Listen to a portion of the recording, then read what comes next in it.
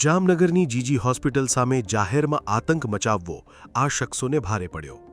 રાત્રિના અંધકારમાં જે હુમલાનો વિડીયો વાયરલ થયો હતો તેણે જ આ ગુનેગારો માટે જેલના રસ્તા ખોલી નાખ્યા. જામનગર સિટી બી ડિવિઝન પોલીસે વાયરલ વિડીયોના આધારે આ મામલે કડક વલણ અપનાવ્યું અને ગણતરીના કલાકોમાં જ આખી ટોળકીને ઠેકાણે લગાવી દીધી છે.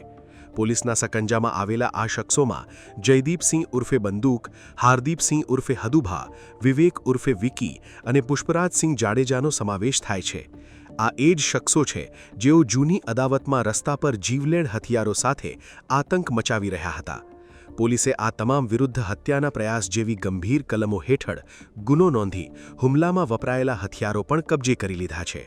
શહેરની શાંતિ ડહોળવાનો પ્રયાસ કરનારા તત્વોને આ કાર્યવાહીથી સીધો સંદેશ મળી ગયો છે કે રસ્તા પર ઉતરીને દાદાગીરી કરવી કે કાયદો હાથમાં લેવો હવે મોંઘો પડશે.